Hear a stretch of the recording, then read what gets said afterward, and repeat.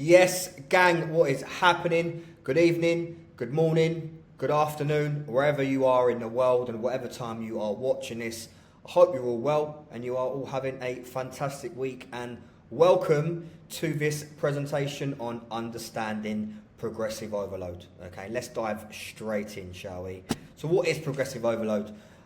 Some of you who are following me, or those of you that are following other coaches or influencers, you're on social media, I'm sure you've heard this term thrown out a lot because of how important it is in order to make progress, not just to strength, but in order to progress with your physique. Okay, so progressive overload training is a type of strength training that involves gradually increasing the intensity or difficulty of workouts over time. The purpose of progressive overload is to maintain, or even more so, increase stimulus over time. But there is not just one way to drive stimulus. Okay, it can be driven through intensity, volume, frequency, and the manipulation of acute training variables. Progressive overload is based on the concept whereby every session is recorded and the previous session is either beaten on reps or load, okay, and sometimes even sets, to ensure that you are constantly progressing. And this is why I believe it's important to be logging and tracking your workouts. And here we go, we move into log booking, okay, and I personally believe that log booking and logging your workouts and tracking your workouts is so important. And I'd say you're wasting a lot of time. You're wasting a lot of time in the gym, leaving a lot of progress and gains on the table by not using a logbook, either in the form of, even if it's an app. We've got an app, and I know there's a lot more apps that are out there now, or even just old school method, notepad, or even your notes in your phone. Okay, I'd ensure that you're noting down all of your reps and weights, and each time you hit that exercise, again, aim to beat that with either a little bit more weight or an extra rep or two, okay, as well as improving the form and the technique of that exercise, which is still a form of progression, and we'll go over that in a couple more slides, okay. And anywhere from 0.125 grams kg, to 2.5 kg or depending on the exercise, is enough to make progress. Okay, I mean, I would say going in, what a lot of people do by not logging their workouts or logbooking is they just guess. A lot of people do this. They guess and they go by feel. Okay, but by doing this, chances are you're doing something that is, one, not challenging enough for you, two, something that you've already done before, okay, and also doing something that your body has done before, okay, and you need to give your body a reason to, you need to give it a reason to grow and to progress and get stronger and build muscle, okay, and in order to do that, you need to do something that you've not done before, okay. So how do you know if you're doing this if you're just going in there guessing weight, going by feel? Okay then. Come on. Okay, the principles of progressive overload. Okay, so different ways at which we can progressively overload or make progress to our exercises and workouts in general. Okay, so first of all, increasing the weight lifted. So adding some more weight than you did the previous week. Number two, increased reps. Does what it says on the tin. So let's say you can do an extra rep this week than you did the week before. That's progressive overload. Tempo. Okay, so tempo being the speed at which you perform an exercise, and we'll go into in a later slide. And by this, slowing down your reps or the tempo of an exercise. Okay, so that is also a way of progression. Okay, cleaning up your form. So if you've performed that exercise better, it's neater, and it's the technique and it's just generally better, then that's also a form of progressive overload. Okay, and we'll go over these, and also increased number of sets. Okay then. So these are the different principles of progressive overload, and we'll go over these in the slides coming up. Next slide. Okay, so cleaning up your form. Okay, form, technique, execution, whatever you want to call it. Okay, so although the point is progressive overload, there is also no point in progressing if you cannot maintain that form. Okay, so by this I mean if you need to get to 10 reps because you got 9 reps last time, I'd say, especially if you're a beginner, it's better to go for the 10th rep with maintaining the tension and the accuracy and form, technique, and only getting half of a rep, but failing with more stimulus. Better to do this than by just throwing and singing that weight from A to Z with no intention. The muscle's not working properly, the muscle might not even be working at all. You might be using your legs, you might be using your back to compensate. I would rather you do the previous. Okay then. So what I would say with this is, just expanding on this, is if you are constantly chasing reps and weight for progression, but at the same time your technique and execution and your form is reducing, it's getting worse, okay, for the sake of you chasing weight, getting more and getting more reps, then you could look at this as a form of regression, because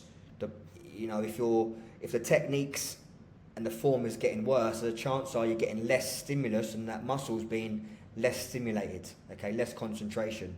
So again, it could also be looked at as a form of regression, okay. And this is important, and we'll go through this later on. It's important that we don't chase numbers or add weight or too much, too quick and too soon, okay. So again, not drifting off too much. If you complete the same number of reps with the same weight as you did the previous week, but your execution, your form, is better, and it's more accurate, and it's cleaner, then this is progress. Okay, even though you've got the same number of reps and the same weight, it's still progress, because the muscles are being stimulated. If the technique's better, let's say for example you're getting a full range, or you're able to hold and get more in the lengthened position, hold for a second there, or hold for an extra second in a shortened position. The muscle's being stimulated more. Okay, it has to work harder and for longer. Okay, so even though you've got the same weight, the same reps, it's still progress. Okay. Increasing weight pretty much does what it says on the tin. Okay, so increasing weight, adding more weight than the previous week.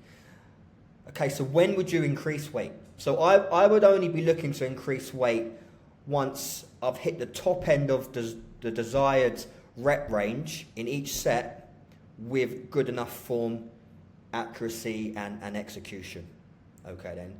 So there's no point increasing that weight if I've used crap form to get there. Okay, less stimulus, it's been scrappy, I've had to really fight for that rep, and maybe I might have even got a spot if I've been training with someone. Okay then, and let's say if you train with someone one week and then the next week you're not, then that's something you need to take into consideration as well. So no point increasing the weight if the form is not good enough. So I'd prioritise that form first. Okay then, work on that to begin with. Make sure that you're getting that final rep at the top end of the set. You're happy with the form, not perfect, but you're happy with it. It's decent. Then the next week, then you look to increase the weight. How would we increase the weight? So an increase of 2% can be enough to make a difference. Anywhere from 0.125 kg, even 2.2 kilos to 2.5 kg, depending on the exercise, obviously, can be enough to make a good amount of progress and make a difference. Okay, then it's important that you don't add too much weight to the point that you miss the rep range on your next set. Okay, or even so the form just goes completely down the drain and out the window. Okay, then, and this obviously depends on the exercise. Okay, so for example, this exercise here, the pendulum squat, the devil of leg exercises, you know, an increase on here, you could probably go like maybe like a 5 kg. Okay, then, and even though that'd be a lot, where some people you'd probably think I'll just add another 20. Okay, that's far too much. So even a 2.5 on here, you could go by. That could be the difference between you getting an extra rep or not. You know, just a 2.5 to 5 kg, I would say on here. Okay then. So for example, if your rep range is 6 to 8, and on set 1 you just about managed to get 8 reps, then you should be careful about increasing weight in set 2. But this is if you've got 3 straight sets of 6 to 8, which a lot of you mostly do straight sets. Okay, let's say in this case 3 sets of 6 to 8. If you just about manage to get 8 reps on that 6 to 8 rep set, then you know I wouldn't increase the weight. Okay, if anything, I would stay on that weight, because if you add weight in the next set 2, you're going to be more fatigued.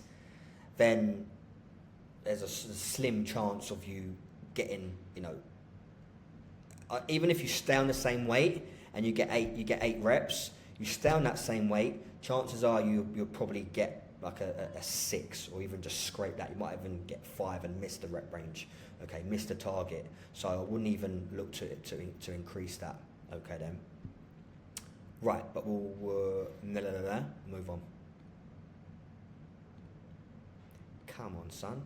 Okay, increase in reps, again, pretty much does what it says on the tin. So can't talk this evening. Another principle of progressive overload is increase in reps, i.e. being able to beat the number of reps from the previous week.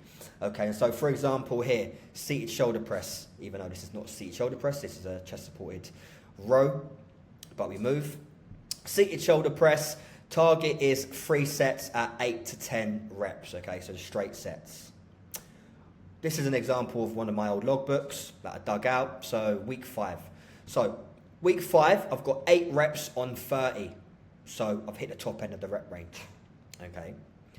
Take that back, I've hit the bottom end of the rep range, so I've just scraped it. Chances are I've probably had to fight for this 8th rep as well. I've just scraped that rep range. So this means, okay, if you're training hard enough and you're training properly, good intensity, if you stay on that 30 kilos, you're not going to get, you're going to struggle to get the 8th, okay, then you'll probably get, I'd probably get 6, okay then, maybe a 6 or 7, which is out of the rep range, out of the target. Therefore, I need to reduce, I need to back off on the weight. I actually need to pull the weight back. Where a lot of people actually do on here is actually increase the weight, which I think is a big mistake, because you're actually going to end up getting less reps. Okay, not bad, I'm not going to take that back, I'm not going to say it's bad, but we won't go into that debate, okay, it's for another presentation. So anyway, rewind, I pulled back off, okay, then I've taken 5 kilos off so that I can stay in that rep range. Then what you can see here, I've got 10 on 25. So I've got the top end of that rep range, okay, cool, sweet, okay then. Set 3. So you can see I can't talk. Stuck and skept. Okay, I've stuck with the same weight at 25 kilos, because even though I'm more fatigued, and if I do regress, I get 9 reps, I'm still in range, still hit target. Okay then, so which is what I've done. 25 for 10 and then 25 for 9. So I'm in range. Okay then, in target for all of them. So week 6, what we then do is, because I've only just scraped the bottom of the rep range the week before and just about hit the target, I stay on that 30 kilos. Okay. This week I've progressed. I've got the winner. I've got 9 reps. Still haven't hit the top end yet, but I've got 9 reps. Set 2, what I've done, I've actually added weight for set 2 because the previous week I hit the top end of the rep range. Okay then, so I'm starting again now. Starting again from the bottom of the target. So added, as you can see here, only 2.5 kilos. And that has allowed me to just about get that 8th rep and stay in range. Okay then. Then what I've done, because I've only just hit the target at 8 reps, on the 3rd set, I'm going to have to pull the weight back and back off because,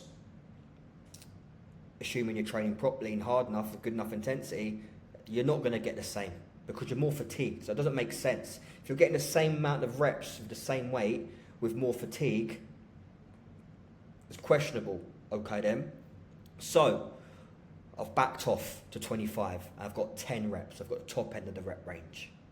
Hope you're still with me now. Okay then. So week 7 now. It's the week after. Because I only got 9 the week before, 9 out of 10, I've stayed with the 30 kilos. Okay, we don't rush when we're chasing progression. We don't rush. Okay, we're patient. But I've got the progression again, and this time I've got the top end of the rep range. So you can see it's taken me 3 weeks to get to the top end of the rep range. 8 on 30, 9 on 30, 10 on 30. Okay, so assuming that the form and the execution and I'm happy with everything, what will I do in week 8? Yes, you guessed right. I will increase the weight. And I'll probably increase this, maybe I'll put a 5 on there. Put a 5 on there. And that will be the difference between me between getting 10th rep and on week 8, I'll probably just about get 8. May get 9th if I'm feeling good and strong. Moving into set 2. Hope you're still with me. So set 2. In week 6, I got 8 times 27.5. Okay, so just scraped the bottom of the rep range. So therefore, I stay on that weight again. Stay on it. But this week I've got 9. I've progressed on that again. I've progressed on set 1 and set 2. Set 3, I've gone up a weight. Why have I gone up a weight? Because on set 3 the week before, I got the top end of the rep range at 25 kilos. Okay then. So I'm going up to 27.5 this week. Have a little look at that. Hope this makes sense. A lot of numbers being thrown around. Take a screenshot, take a photo if it helps. And we move. Okay, tempo. Okay, or more so slowing down your reps. Okay, so first of all, the tempo and slowing down. So slower eccentrics make your muscles work, not gravity. Read that again. Okay then. Slower eccentrics work, not gravity. Okay then. So the eccentric being the lowering phase of an exercise. Okay then. So focus on the tempo, speed of your reps next time you train, and add an extra second to your eccentric. Here you're asking, what is the eccentric phase of an exercise? Okay, we'll go through that now. So when it comes to tempo, there are 4 numbers that make up the tempo of an exercise. Okay then. The first number is the eccentric. Okay then, that is the eccentric, and I believe, in fact it is the most important part of the exercise, where you're lowering, where you're controlling the movement in the exercise, and where the muscle is worked the most. Okay, therefore I find it is the most important one. Okay then, so the eccentric phase of movement, in this case scenario of the row, lowering phase. Second number, okay, is the pause at the midpoint. So in this case scenario, it would be the pause when my arm is fully extended and the lat is lengthened. Okay then, any pause in there. Okay then, at the end part of the movement. The third number is the concentric lifting part of the movement, which in this case will be the pulling part of the movement. And then the fourth number is any pause at the top. So in this case, it will be when my elbows are behind me and when the muscles are fully shortened. That would be the fourth number, okay? And a tempo, a good starting point, I would say would be 3, 1, 1, 1. Okay, and then a good starting point. Or even 3, 1, 1, 2. So what would that look like? On a row, I'd be going back. 3, 2, 1, 1, one on the pull-in, okay, so hard, aggressive, but controlled aggression, and then 1 or 2 second pause when my elbows are behind me, okay, and then I'll repeat. 3, 2, 1, 1, 1, 1, 2. Okay then. So, if you're adding a second to that eccentric part of the movement, the lowering phase, your muscle has to work harder and for longer. If it's working for harder and for longer, it's being stimulated more. Okay, so even though the weight and the reps are the same, it's being stimulated more, and therefore this can be progression. Okay, now this is really important.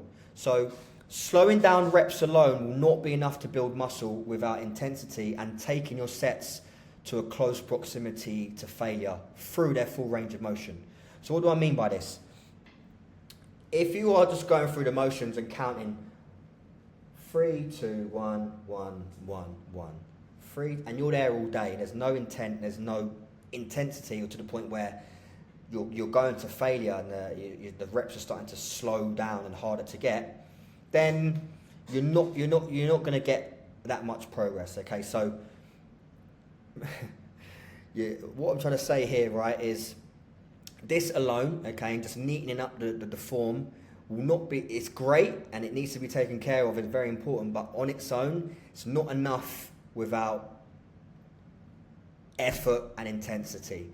Okay, so one thing I would say is once you master the right balance of these over time, and you will make fantastic progress with your physique.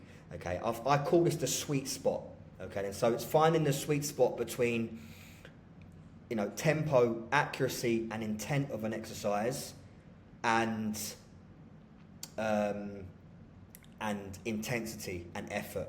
Okay, then so not so much on the tempo and being fancy, you know, to the point where there's no effort, but not so much on effort and aggression and intensity to the point where execution, form, there's no intent, and that goes out the window. So finding that sweet spot in between, okay? And this is a skill that takes, it's not something you learn overnight, please believe me, it's taken me years and years and years to find this sweet spot, okay? But once you do, you know, you're onto a winner, okay then? A lot of debate going on at the moment about which is more important, okay then, but we're not going to go into that on this because I'm probably boring you already, and we're 22 minutes in. Come on, son. 8 out of 10. We're on 9 out of 10 now. So, the increased number of sets. Again, pretty self-explanatory. So, after you increase your reps, you could then look to increase the number of sets to boost your training volume. Okay, and the training volume is weight times reps times sets. So, this would most likely be later on down the line and used for someone that needed slightly more volume in a particular muscle group due to it being lagging or needing some more development or needing more attention. Okay, and so this is something that I'd prioritise a bit more in a muscle building phase after someone's got really lean. You know, we've seen where the gaps are, we've seen where they need more volume and more attention, and then we can play around with the overall volume over the course of the week. But that's a little bit more advanced, and that's a lot more later on down the line. Okay, so you know, you're limited to what you can do with this. Okay, so for example, you know, from week 1 you wouldn't just go and week 1 do 1 set, and then week 2 do 2 sets, week 3 3 sets, week 4 4 sets, and then 5 sets. Okay, it doesn't quite work like that, because what's happening here is, one, you're extending the time of your workouts, which time is precious, not a lot of people do have. And also, the more sets you do, the further you get into those sets, the more fatigue that builds up, then chances are the intensity is going to reduce, and the quality of those sets are going to reduce as well.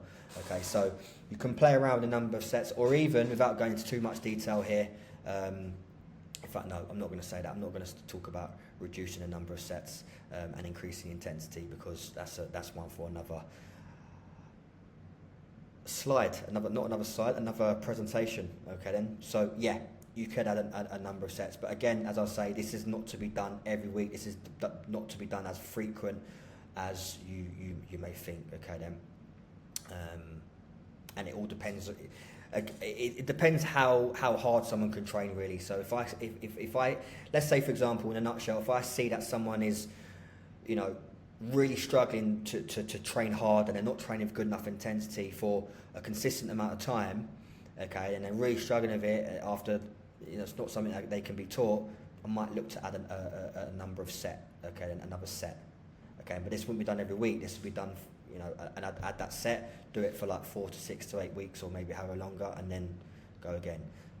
Harder someone trains, the less sets they can get away with. But again, I'm gonna leave that to another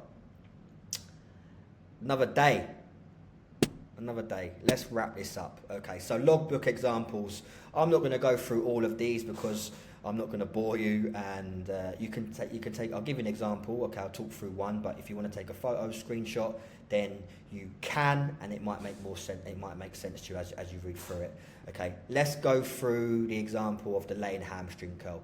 Okay, so the target, 1 set of 6 to 8 reps, and then 2 sets of 12 to 15 reps. Week 1. I've got 8 times 53, so I've hit the top end.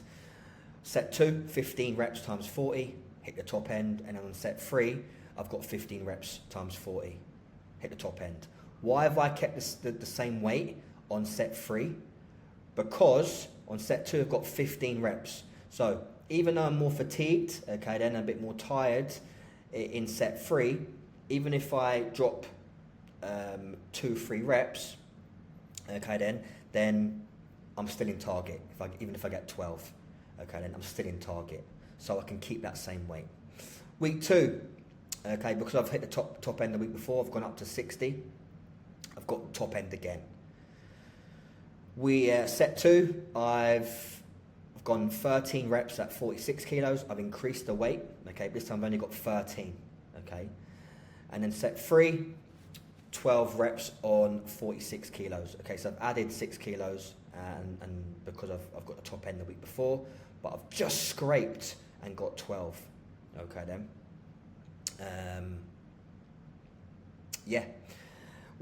Let's go week 3, for example. I've got 7 times 67, so I've increased the weight.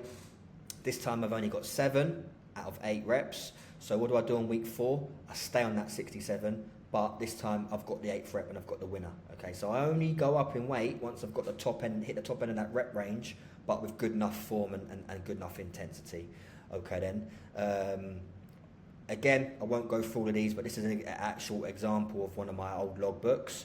So if you want to take a photo or screenshot of this, then please do so.